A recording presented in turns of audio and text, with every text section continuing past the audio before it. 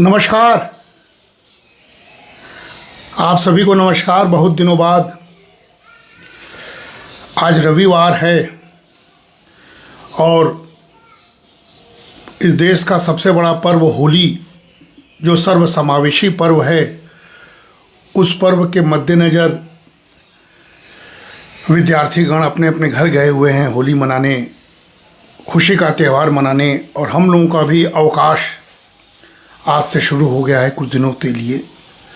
लेकिन अवकाश के बीच में भी साथियों, कहाँ अवकाश? बुद्धि, विवेक, हृदय कहाँ शांत हो पा रहा है? कहीं न कहीं किसी न किसी रूप में ईश्वर ने बुद्धि दिया है तो विवेक भी दिया है, हृदय भी दिया है। तो माहौल कहीं का बिगड़े, भारत में रहने वाला, बनारस में रहने वाला हमारे जैसा व्यक्ति थोड़ा चिंतित भी होता है, थोड़ा परेशान भी होता है और थोड़ा अपने दायित्व बोध के तहत कुछ बोलना भी चाहता है। इसलिए मैं आपके बीच आया हूँ। नमस्कार सभी को। और जैसा कि मैं अभी सोच रहा था कि आज सुबह जैसे ही मैंने आंखें खोली, मोबाइल ऑन किया, खोमैनी मारा गया। खोमैनी के बारे में बताने की जरूरत नहीं है यहाँ पर। ईरान का वो दशकों तक राज करने वाला खूंखार नेता कहिए या अपने देश के लिए लोकप्रिय नेता कहिए, तो मारा गया। अब ये जैसे ही मैंने सुना, अब समझ में आ गया कि कुछ युद्ध जैसा माहौल है। अखबारों के पन्ने भी पश्चिमी एशिया में तनाव से भरा हुआ था। तो मेरे मन में आया कि खोमैनी तो मारा गया, अमेरिका और इजराइल ने सटीक, जिसको कहते हैं कि सटीक आकलन के तहत, जो उनका तकनीकी का श्रेष्ठता को दर्शाता है, इजराइल के श्रेष्ठता को दर्शाता है, सीधे सीधे खोमैनी को टारगेट करके उसने कल ही मार दिया था। हम लोगों को भी कल लग रहा था कि हिसाब से कल टारगेट हुआ था, लेकिन आज उसकी पुष्टि हो गई। ईरान ने पुष्टि कर दिया, 40 दिन का शोक हो गया। अब ईरान में दो तरह का माहौल बना। एक लगा जैसे कि वहाँ की जनता सत्ता ले लेगी, लेकिन ऐसा नहीं है। अभी भी ईरान के दूसरे कमांडर ने आगे बढ़कर अमेरिका को ललकारना शुरू कर दिया। तो मैंने सोचा कि अब भारत का क्या रोल है, हम जैसे लोगों का क्या रोल हो सकता है, हम उसकी एनालिसिस किस प्रकार करें। तो मेरे मन में आया कि मैं इसी पर कुछ आपके सामने बोलूं। हमारे मित्र दयाशंकर भी जुड़ गए हैं। दयाशंकर जी नमस्कार। आप तो रास्ते में होंगे, अगर आ गए होंगे तो अभी मैं आपसे भेंट करूंगा जैसे ही ख़त्म करूंगा। तो साथियों, युद्ध जैसा माहौल बना हुआ है पूरे विश्व में, और हम कह रहे हैं कि भारत में पर्व का माहौल आने वाला है कल से। तो जब जब पूरी दुनिया में युद्ध झोंका गया है, भारत अपने सतत परंपरागत प्रक्रिया को आगे बढ़ाते हुए अपने में जीता है। लेकिन यहाँ पर भारत अंदर ही अंदर बेचैन इसलिए है कि भारत तटस्थ नहीं रह सकता। कुछ ना कुछ भारत को अपने नागरिकों के लिए या अपने आर्थिक प्रभाव को कम करने के लिए सोच रहा होगा। इस पर थोड़ी सार्थक बहस हो जाए, लेकिन पहले युद्ध की बात हो जाए। आप देख रहे हैं, सारे लोग जानते हैं, मुझे अधिक कुछ बताने की जरूरत है नहीं। अपने भाव में मैं कुछ बताना चाहूँगा कि साथियों, युद्ध को हम लोग सबसे बड़ा युद्ध अपने देश के संदर्भ में क्या मानते हैं? पूरी दुनिया 2 वर्ल्ड वार हुआ, तीसरी वर्ल्ड वार के कगार पर लोग कह रहे हैं। अस्थिर दुनिया बनी हुई है। ट्रंप का व्यवहार सबके सामने है, चाहे वो युद्ध का व्यवहार हो, चाहे वो टैरिफ युद्ध का व्यवहार हो। वो व्यवहार अनप्रेडिक्टेबल है, इसलिए दुनिया थोड़ी बेचैन भी है कि किस खेमे में कैसे और कैसे बटा जाए। तो ये सारी की सारी परिवेश अचानक कुछ वर्षों से बना है, और वैसे में भारत विकसित भारत के पथ पर चलने के लिए कृत संकल्प है, होगा कैसे? ये एक बेचैनी मन में आया, तो हमने सोचा कुछ बात किया जाए। साथियों, युद्ध की रणनीति क्या है? हम लोगों ने सबसे बड़ा युद्ध कौन सा माना है अपने देश के संदर्भ में? महाभारत। आप जानते हैं, मानव सभ्यता के इतिहास में अगर देखा जाए तो साथियों, युद्ध केवल सैन्य टकराव नहीं है, आज से नहीं, सदियों से। बल्कि हमेशा से युद्ध राजनीतिक, नैतिक और रणनीतिक बुद्धि का परीक्षण रहा है। रामायण काल में भी देखिए, जब राम इस पार थे, पहले अंगद गए, अंगद ने समझाना चाहा, रावण नहीं मानता है, तो उसका कैसे अभिमान चूर चूर होता है। हनुमान जी जाते हैं, वो भी समझाना चाहे, कैसे उनकी पूंछ में आग लगता है, लंका जलती है, युद्ध होता है, पराजय किसका होता है। तो युद्ध का एक संदेश हमारे देश में या दुनिया के लिए हमारे ग्रंथों में छिपा हुआ है। यह राजनीतिक, नैतिक और रणनीतिक बुद्धि का परीक्षण है साथियों। हमने बार बार कहा, इसीलिए हमारा महाभारत, जिसको दुनिया भी मानने लगी है, यह केवल धार्मिक ग्रंथ नहीं है, बल्कि युद्ध नीति, कूटनीति, नेतृत्व और शक्ति संतुलन का गहन अध्ययन है। ऐसा ग्रंथ है साथियों। और यदि हम अभी के वर्तमान अमेरिका और इजराइल का जो संयुक्त वार होता है ईरान पर, जो संघर्ष चल रहा है, चाहे इसको सीमित कहिए चाहे लॉन्ग टर्म कहिए, इसको अगर महाभारत के रणनीति में देखें तो देखिए समानताएं आपको मिल जाएंगी। दुनिया बटी हुई है, किस खेमे में जाएं। इसलिए क्योंकि हम जानते हैं कि धर्म और शक्ति का द्वंद्व जब चलता है तो महाभारत में उसे धर्म युद्ध कहते हैं। लेकिन धर्म युद्ध में भी क्या होता है, धर्म शब्द तो लगा है, इसलिए बार बार मैं कहता हूं कि धर्म ड्यूटी है। आपकी ड्यूटी क्या, आपको करना क्या चाहिए। धर्म आपको परंपरा में नहीं बांधे रखता है, पोंगा पंडित नहीं बनाता है, पूजा पाठ करना नहीं सिखाता है। धर्म आपको ड्यूटी सिखाता है। इसलिए हमारा रिलीजन नहीं है, हम धर्म वाले लोग हैं। धर्मार्थ काम मतलब ड्यूटी से रहित, ड्यूटी सहित काम करना। इसलिए पुरुषार्थ में धर्म महत्व है। तो धर्म युद्ध अगर महाभारत में साथियों कहा गया है, लेकिन उसमें वास्तविकता क्या होती है। आप महाभारत को उठाइए, पढ़िए, सोचिए, समझिए, तो उसमें कूटनीति है कि नहीं।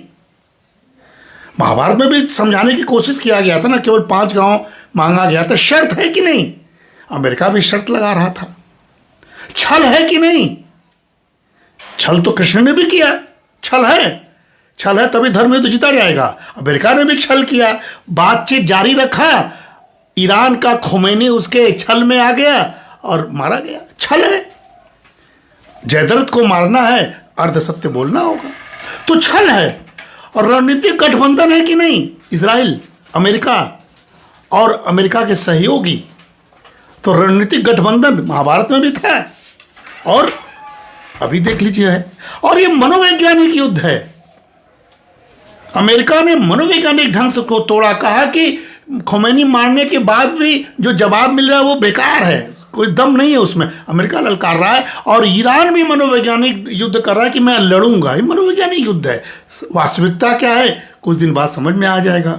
लेकिन इस सबका प्रयोग 2 दिन पहले हुआ, यानी महाभारत का जो युद्ध की रणनीति है वो दिखाई पड़ा है दुनिया में। हमने कहा श्री कृष्ण ने शांति का दूत की भूमिका निभाई। कई बार वार्ता हो रहा है, कोई मान रहा है, कोई नहीं मान रहा है। भीष्म और द्रोण के विरुद्ध भी रणनीतिक चालें चली गई, खोमेनी और उनके बहादुरों के खिलाफ भी चली गई। और ये सारे के सारे चीज को हम जोड़ के अपने देश के संदर्भ में उसको करना चाहिए कि भाई हम चक्रव्यूह में ना फंसें। आप जानते हैं कि चक्रव्यूह मतलब घेराबंदी है। अभिमन्यु का चक्रव्यूह में फंसना आज की मल्टी लेयर डिफेंस सिस्टम है, मल्टी लेयर डिफेंस सिस्टम जैसे रणनीति को दर्शाता है। इसलिए मिसाइल की रक्षा प्रणाली, समुद्र की नाकेबंदी और आर्थिक प्रतिबंध, ये सब एक प्रकार से महाभारत के अभिमन्यु को फंसाने वाला जो चक्रव्यूह था, उसी तरह यह रणनीतिक चक्रव्यूह कहा जा सकता है। हमें अभिमन्यु नहीं बनना है, हमें सदैव विजयी रहना है। इसलिए जो अमेरिका और ईरान का संघर्ष चल रहा है, विश्व बेचैन है, भारत भी उसका एक तरह से मूक दर्शक नहीं बना हुआ है। उसमें समानताएं यही हैं कि प्रत्यक्ष युद्ध बनाम प्रॉक्सी युद्ध चल रहा है। साथियों, महाभारत में प्रत्यक्ष युद्ध चला, कूटनीति, शक्ति का संचय, मित्र राष्ट्रों का निर्माण हुआ और चलता रहा। और आज अमेरिका और ईरान सीधे युद्ध कम कर रहे हैं, अभी भी सीधा युद्ध नहीं हुआ, परंतु इराक, सीरिया, लेबनान, यमन, इन क्षेत्रों में प्रॉक्सी संघर्ष लगातार हो रहा है। इसलिए देखिए, ईरान ने पलटवार किया तो 6 देशों पर जो अमेरिका का बेस था वहां आक्रमण किया। अब रणनीति देखिए, इसलिए ये कुरुक्षेत्र को कल्पना कीजिए, तो जैसे कुरुक्षेत्र का पहला चरण था वैसे ही आज ये पहला चरण है। अभी साथियों, मैं आया क्यों हूं? क्योंकि मेरे मन में ये सब भाव जगते रहते हैं। पांडवों के साथ मत्स्य, द्वारका आदि का रहना, कौरवों के साथ गांधार, अंग आदि का रहना, और आधुनिक संदर्भ में देखिए, अगर इसको जोड़ा जाए तो संयुक्त राज्य अमेरिका के साथ नाटो के सहयोगी और ईरान के साथ क्षेत्रीय शिया का नेटवर्क, गठबंधन दिख रहा है। यह गठबंधन की राजनीति है, अलायंस पॉलिटिक्स। इसका क्लासिक उदाहरण मैं आपको दे रहा हूं। वर्तमान में भारत को बहुत सोच समझ के कदम उठाना चाहिए। साथियों, जो स्ट्रेटेजिक पेशेंस होता है ना, जिसको रणनीतिक धैर्य कहा जाता है ना, महाभारत याद कीजिए, हमारा देश तो महाभारत का देश है, हमें तो उसी कदम पर चलना है। श्री कृष्ण ने अंतिम क्षण तक युद्ध टालने की कोशिश की। इसलिए आधुनिक कूटनीति में अगर देखा जाए, आप गाली दीजिए, आप कुछ भी कहिए, लेकिन सैंक्शन जो प्रतिबंध होता है वो एक चेतावनी होता है। परमाणु समझौता एक कॉशस होता है और वार्ता उसका स्टेप होता है। इस सब के माध्यम से आज भी दुनिया जगह जगह संघर्ष टालने में लगी रहती है। अमेरिका उसका प्रवर्तक देश बनता है। हाँ, उसका बेजा उपयोग नहीं होना चाहिए, ये हम भी मानते हैं, लेकिन चल तो यही युद्ध रहा है, इसी तरह का युद्ध चल रहा है। इसलिए धर्म युद्ध बनाम शक्ति की राजनीति अगर देखा जाए तो छल का उपयोग हमेशा होगा। आप इसको अच्छा मानिए, बुरा, युद्ध में सच्चाई का महत्व नहीं है, छल से युद्ध लड़ा जाता है। नियमों का उल्लंघन ही है युद्ध में होता है, और नैतिक दुविधाएं होती हैं। नैतिकता नहीं, स्कूल के बच्चे मारे जाए या कोई मारा जाए, मरते तो लोग हैं, युद्ध में मौत तो होती है। इसलिए भारत हमेशा अहिंसा का पक्षधर रहा है। भारत बुद्ध का देश रहा है, युद्ध का देश नहीं रहा है।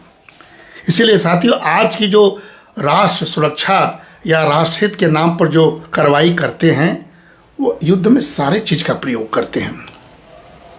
साथियों, जो आर्थिक प्रतिबंध जिसको हम चक्रव्यूह कह रहे थे अभी, वो क्या है? बैंकिंग में प्रतिबंध लग जाए, तेल निर्यात पर रोक लग जाए, अभी वैश्विक वित्तीय प्रणाली से हम अलगाव में आ जाएं, ये सारे चीज हैं क्या?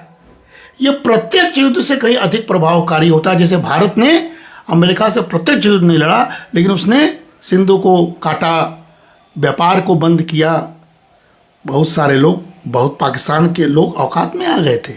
प्रत्यक्ष नहीं, लेकिन अप्रत्यक्ष युद्ध के भी तरीके, इसको चक्रव्यूह कहते हैं।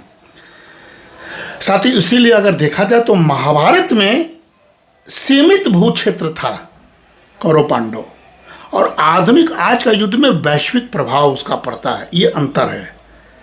महाभारत काल में तलवार धनुष था, इस समय मिसाइल, साइबर, ड्रोन है। आप देख लीजिए, ड्रोन ने आप बुर्ज खलीफा पर भी आक्रमण कर दिया। महाभारत का युद्ध 18 दिन सिर्फ चला, लेकिन आज का युद्ध वर्षों तक चल रहा है। देखिए, रशिया और यूक्रेन का युद्ध हम लोगों ने सोचा 1 हफ्ता चलेगा, 2, 2.5, 3 वर्ष बीत गए। युद्ध लंबा चलता है आज का। महाभारत में प्रत्यक्ष युद्ध कौरव पांडव का हुआ, लेकिन आज का अगर युद्ध हो रहा है जो साथियों, वो प्रॉक्सी हो रहा है, हाइब्रिड युद्ध हो रहा है। भारत को इस पूरे के पूरे माहौल में महाभारत की रणनीति अपनाते हुए आधुनिक तरीके से हाइब्रिड युद्ध में अपने आप को तैयार रखना होगा। इसलिए हमारे लिए सीख है साथियों, तटस्थता की एक शक्ति है। श्री कृष्ण ने स्वयं शस्त्र न उठाने का वचन दिया था, याद कीजिए आप, सारथी थे, यह रणनीति थी। लेकिन भारत भी प्रत्यक्ष टकराव से दूर रहकर आज के माहौल में कूटनीतिक संतुलन आप देखे होंगे, कल हमारे विदेश मंत्री ने ईरान और इजराइल दोनों विदेश मंत्रियों से बात की। कूटनीतिक संतुलन, आर्थिक तैयारी हमको करते रहना होगा। इसलिए विपक्ष के नेताओं से अभी आज ही हाथ बंद कि इस पर राजनीति मत कीजिएगा।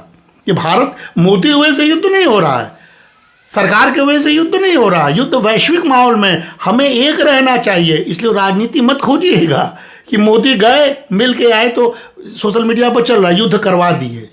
इतने नहीं मोदी स्ट्रांग हैं, गलतफहमी मत रहिए। पूरी दुनिया अपने अपने ढंग से स्ट्रांग है। इसलिए हमें कूटनीति संतुलन, हमें आर्थिक तैयारी करनी होगी। इसलिए फिर वही भाव, स्वदेशी का भाव जिस पर हम कल बोल के आए हैं, भारत जिसमें लगातार काम कर रहा है, स्वदेशी का भाव फिर काम आने वाला है। और हमें अपनी समुद्र की सुरक्षा करनी होगी, इस पर हम ध्यान देना है। तटस्थ रहकर भी हमें सतर्क रहना। साथियों, रणनीतिक आत्मनिर्भरता का युग है। यह महाभारत का संदेश है। केवल धर्म या केवल शक्ति नहीं, दोनों का संतुलन। हम बहुत अच्छे देश हैं, अहिंसक हैं, लेकिन हम सर्जिकल स्ट्राइक भी कर सकते हैं। संतुलन है दोनों का। आपको सिखा रहे हैं, नहीं मानोगे तो हम शक्ति संपन्न भी हैं। इसलिए दोनों का संतुलन, रणनीतिक आत्मनिर्भरता है। इसलिए भारत, हमारे देश में हमें ऊर्जा पर आत्मनिर्भरता होनी पड़ेगी, रक्षा को सुदृढ़ीकरण करना होगा और बहुध्रुवीय कूटनीति में हमें अपने देश को मजबूत से मजबूत बनाए रखना होगा। साथियों, मेरे मन में आया कि कुछ बात इस तरह का किया जाए। जानते हैं कि महाभारत में युद्ध अंत में विनाशकारी सिद्ध हुआ था, पूरा कौरवों का नाश हो गया। विजेता भी शोक से मुक्त नहीं रहे। विजेता पांडव में भी बहुत लोग मरे, पांडव और दोनों भाई थे, लेकिन कोई अपना कोई पराया नहीं। महाभारत का यह सीख था। इसलिए आज के युद्ध में भी आर्थिक विनाश होगा। अगर युद्ध लंबा खींचेगा तो हमें सतर्क रहना होगा, दुनिया को सतर्क रहना होगा। मानवीय संकट होगा। हमने हिरोशिमा को देखा, हमने कई युद्ध देखे। मानवीय संकट होगा, जो कुछ नहीं है उन पर क्या गुजरेगी, और वैश्विक अस्थिरता का दौर शुरू हो सकता है। हर युद्ध से ये शुरू होता है। अमेरिका की रणनीति है, जब जब अमेरिका की इकोनॉमी डाउन होती है, अमेरिका इन्फ्लेशन होता है, अमेरिका में मंदी होती है, अमेरिका दुनिया को युद्ध में झोंकता है। ये अमेरिका का विनाशकारी इतिहास है साथियों। इसलिए हमें युद्ध को अंतिम विकल्प नहीं सोचना चाहिए कभी। गठबंधन और रणनीति ही निर्णायक होती है, और लेजिटिमेसी, नैतिक वैधता शक्ति से अधिक टिकाऊ होता है। साथियों, अमेरिका और ईरान का संघर्ष चाहे सीमित हो या व्यापक, यह केवल सैन्य टकराव नहीं है, ध्यान दीजिएगा, बल्कि शक्ति का संतुलन भी है, वैचारिक संघर्ष और आर्थिक हितों का मिश्रण भी है। इसीलिए महाभारत की भाषा में कहें हम तो युद्ध तब होता है जब संवाद विफल होता है। 3 वार्ता हो चुका था, परंतु युद्ध के बाद शांति स्थापित करना ही असली विजय है। अब हमें खोमेनी मारा गया, पूरी दुनिया मिलकर अब शांति स्थापित करने पर अग्रसर हो। इसीलिए आनो भद्रा कृतो यंतु विश्वतः अदबधासो अप्रतास उदितता। ऋग्वेद में जो हमारा कहा गया कि हमारे पास सभी दिशाओं से शुभ और कल्याणकारी विचार आए। हम भारत वाले हैं, जो हमें विजय और सुरक्षा प्रदान करे। हमें अपने विजय के बारे में, अपने हित के बारे में सोचना होगा। इसलिए युद्ध से पहले सद्बुद्धि और विवेक आवश्यक है। शायद हो सकता है कि अमेरिका, हो सकता है इजराइल के बाद वो विवेक ना हो सकता है उन्होंने जल्दीबाजी कर दिया हो। इसके एनालिसिस समय पर होगा, लेकिन एक बड़ा नेता विश्व का मारा गया, चाहे जैसा भी हो, और किसी दूसरे देश ने मारा है।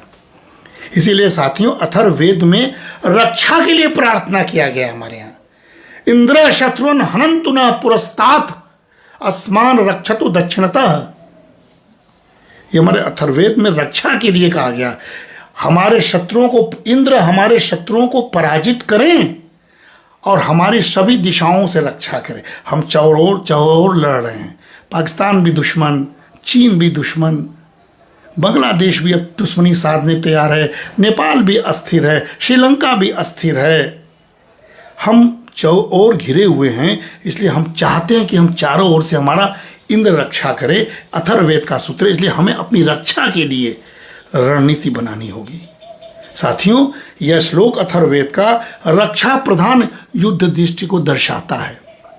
आक्रमण नहीं, सुरक्षा सबसे पहले होना चाहिए। यह इजराइल से भी सीखना है। इजराइल ने अपने को सुरक्षित किया, तब वो आक्रमण करने में सफल हुआ। और यजुर्वेद में क्या कहा गया? वीरम में दत्तम जयताम। हमें ऐसा वीरत्व प्रदान हो जो धर्म की विजय सुनिश्चित करे। भारत तो उसमें का देश है, हम ईरान नहीं हैं, हम पाकिस्तान नहीं हैं, बांग्लादेश नहीं हैं। हम वीरम में दत्तम जयताम, हम वीरत्व वाले देश हैं, लेकिन समय आने पर सही ढंग से हम काम करते। इसीलिए युद्ध का उद्देश्य व्यक्तिगत नहीं, यहाँ अमेरिका का व्यक्तिगत उद्देश्य लगता है, इजराइल का व्यक्तिगत उद्देश्य लगता है। यह धर्म की रक्षा के लिए नहीं है, यह शक्ति को प्रदर्शित करने का युद्ध है। भारत को इस जाल में नहीं फंसना है, हम अपने धर्म की रक्षा करने में सक्षम हों। इसीलिए हम हमेशा कर्तव्य और धर्म की बात करते हैं। स्वधर्मपि चाव्यक्ष न विकम्पितुम हर्षि धर्मार्थी युद्धार्चयन्तम क्षत्रियस्य न विद्यते। महाभारत, अपने धर्म को देखकर तुम विचलित मत हो। क्षत्रिय के लिए धर्म युद्ध से बड़ा कुछ नहीं है। यह क्षत्रिय मतलब सेना, देश की जाति नहीं। इसलिए यह युद्ध को कर्तव्य आधारित नैतिक दायित्व रूप में हमें प्रस्तुत करना चाहिए। साथियों, ये सारी बातें मन में चल रहा था। इसलिए भारत और ईरान के बीच हमारा सदियों पुराना संबंध है। सांस्कृतिक, व्यापारिक और राजनीतिक धागों से हमारा संबंध जुड़ा हुआ है। 3 आर्थिक क्षेत्र हैं हमारे, इसलिए हमें क्यों चिंतित होना चाहिए? ऊर्जा, हम एनर्जी ट्रेड पर उनसे हमारा संबंध है। बंदरगाह और कनेक्टिविटी, उसमें हमारा उनका संबंध है। हमारा द्विपक्षीय बायलैटरल ट्रेड है। पहले ईरान भारत का एक महत्वपूर्ण तेल आपूर्तिकर्ता हुआ करता था, खास कर साथियों जब तक पश्चिम एशिया से भारत के तेल आयात का बड़ा हिस्सा ईरान से आता था।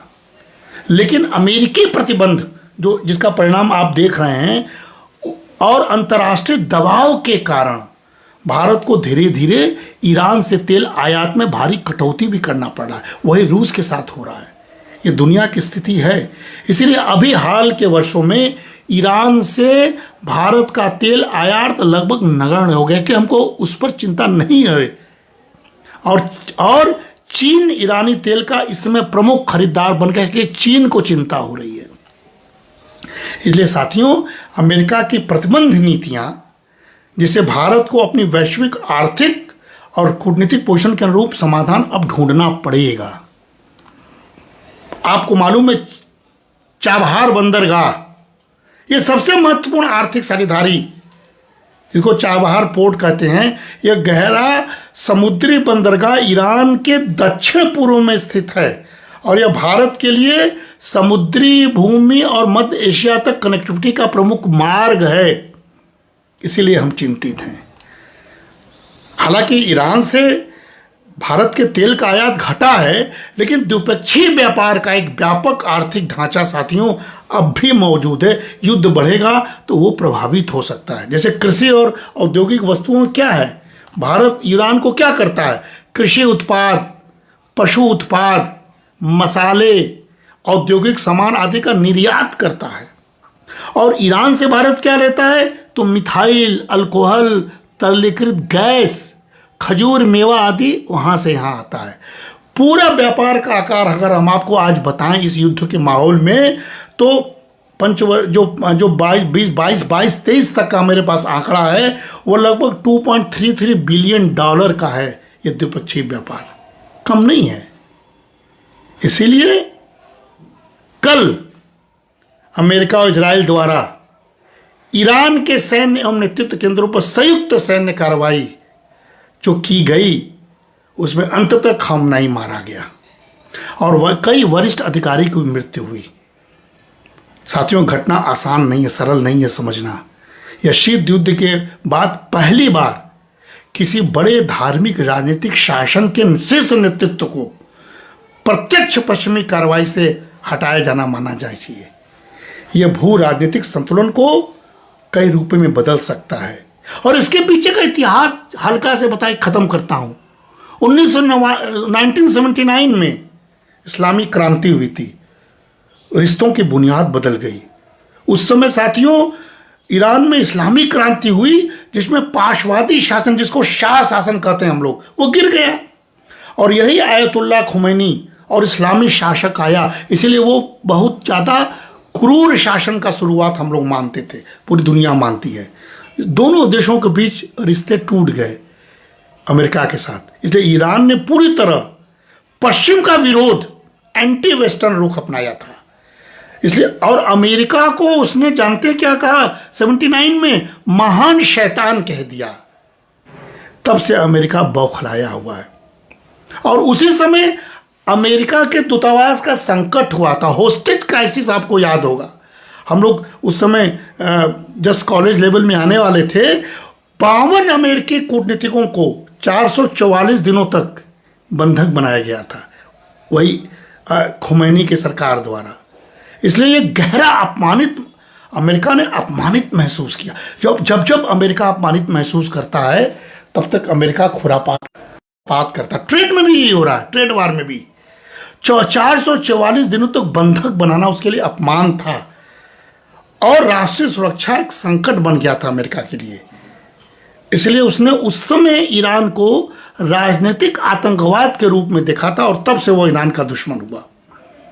और तीसरा महत्वपूर्ण कारण तेल का सीधे आर्थिक हितों का संघर्ष।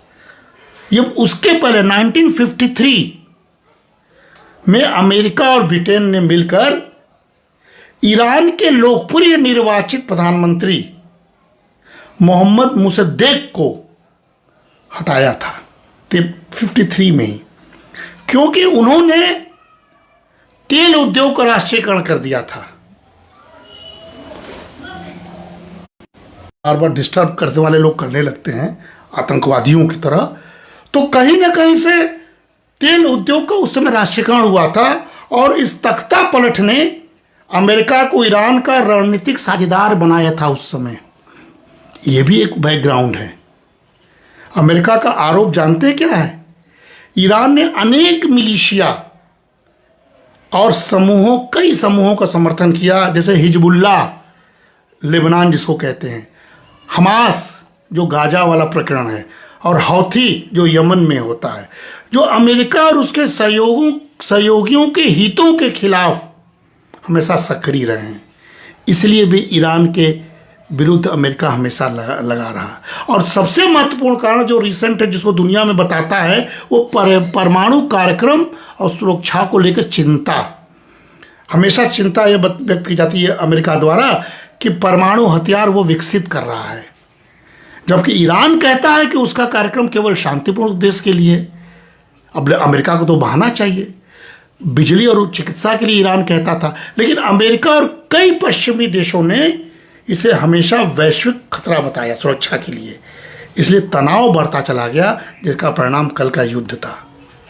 और साथियों, बहुत सारे प्रॉक्सी युद्ध को ईरान ने सहयोग किया था। इराक में शियाई समूह के हमले, सीरिया में रूसी और अमेरिकी प्रभाव, हौथियों का रेड सी पर हमला, सारे एक तरह से बैकग्राउंड में है, जिसका कारण कल का वैमनस्य दिखाई दिया। और महान शैतान कहे जाने से जो अमेरिका कुपित था, उसका बदला अमेरिका ने शायद कल ले लिया है।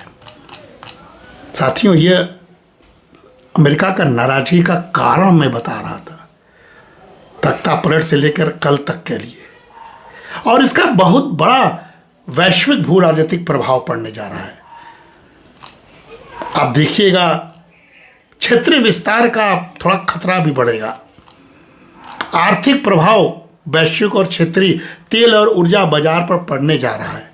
अगर ये लंबा युद्ध चला तो तेल की कीमतों में तेज उछाल आ सकती है। अगर युद्ध लंबा चला तो वैश्विक महंगाई में वृद्धि हो सकती है। भारत को इंटरनल राजनीति के चक्कर में न पड़ के तैयारी करना चाहिए।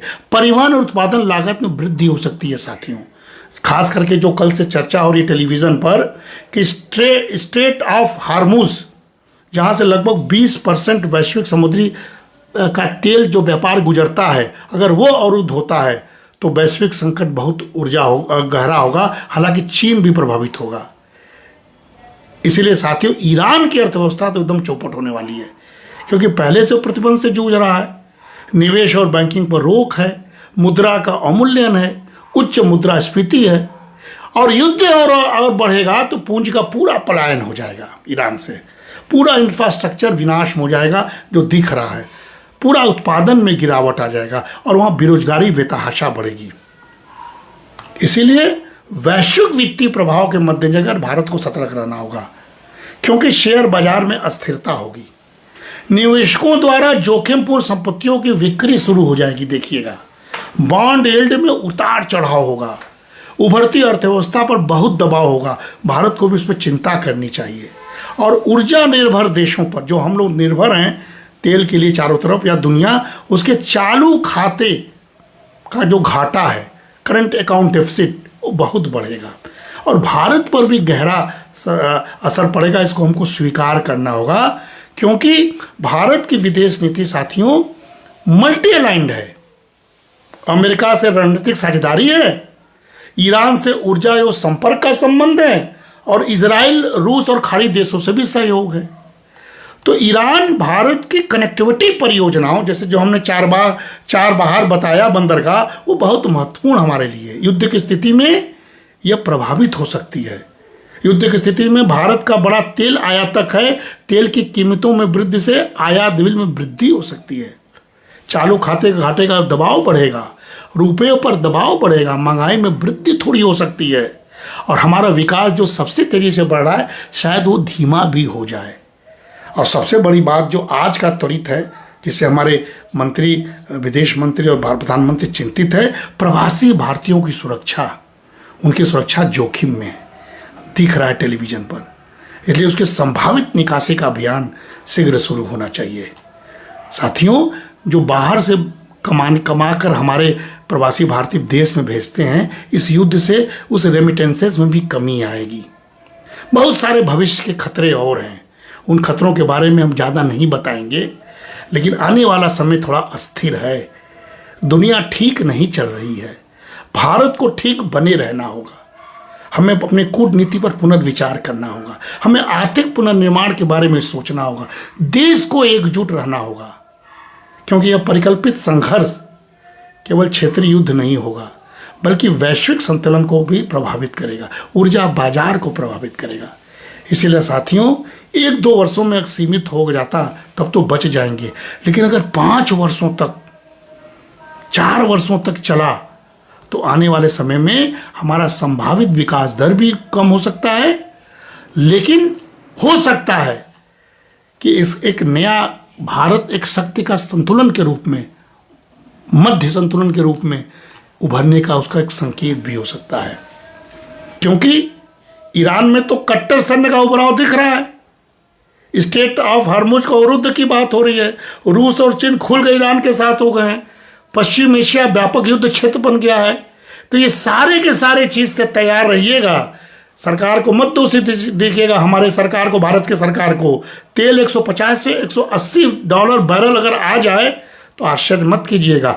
गैस और उर्वरक कीमतों में उछाल आ जाए तो आश्चर्य मत कीजिएगा। वैश्विक मंदी का असर हमारे ऊपर भी आ जाए तो अपने देश के सरकार को मत दोषी दीजिएगा। इसलिए हमारा जीडीपी वृद्धि थोड़ा कम हो जाएगा। इस बात को तैयार होके हमें पूरे वैश्विक स्तर पर आकलन करते हुए भारत को 5 वर्ष की तैयारी करनी चाहिए। नंबर 1, ऊर्जा विविधीकरण जो हमारे देश में लगातार चल रहा है, आकलन करते हुए सौर, हरित हाइड्रोजन, परमाणु ऊर्जा, 5 वर्ष की तैयारी के लिए इस पर जोर दिया जाए।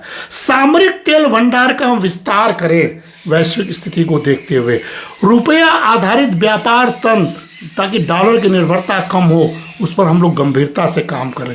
मध्य पूर्व में कूटनीतिक सक्रियता बढ़ाएं, ताकि हम संतुलित मध्यस्थ की भूमिका निभाने में हमारा देश सक्रिय हो जाए, और रक्षा और समुद्री सुरक्षा हिंद महासागर में अपने उपस्थिति को सुदृढ़ बनाएं। साथियों, चलते चलते अगले 5 वर्ष भारत के लिए जोखिम और अवसर दोनों का काल होगा। यदि भारत ऊर्जा, कूटनीति और आर्थिक संरचना में समय रहते, और विपक्ष से भी अपील है इस पर राजनीति न करें, समय रहते रणनीतिक सुधार अगर हम करते हैं तो संकट को हम जैसे हमेशा से अवसर में बदलते हैं, इस संकट को भी हम अवसर में बदल सकते हैं। अन्यथा ये भी सुन लीजिए, अन्यथा बाहरी झटके विकास दर और सामाजिक स्थिरता को भी प्रभावित कर सकते हैं। यही चंद शब्द कहने के लिए आया था, एक मन में भाव था। सारे लोग जुटे हुए हैं, सबको नमस्कार। दयाशंकर लगातार जुटे हुए हैं, विशेष भी जुटा हुआ है, हमारे प्रिया कौशल जी भी जुटे हुए हैं, और हमारे रविंद्र भी जुटे हुए, रविंद्र त्रिपाठी जी भी जो जुटे हुए हैं इस संकट के बाद भी। रविवार के दिन हमसे, वो मेरे लिए पूंजी हैं, उनके प्रति समर्पण करते हुए, प्रणाम करते हुए भाई की छत्रछाया में आप सभी को होली की शुभकामनाएं देते हैं। हम लोग तो होली एक आध साल और नहीं मनाएंगे, लेकिन हमारे एक से मनाने से नहीं, पूरा भारत होली मनाएगा। ये सबसे बड़ा समावेशी पर्व है। धर्म, जात, रंग भेद किसी से परे होकर होली सब मनाते हैं, भाव से मनाते हैं, खूब उल्लास से मनाते हैं। कितना भी युद्ध हो, कितना भी दुनिया विस्मित हो, भारत ऐसे ही पर्व और उत्साह वाला देश बना रहे। सभी को होली की शुभकामनाएं। नमस्कार, धन्यवाद।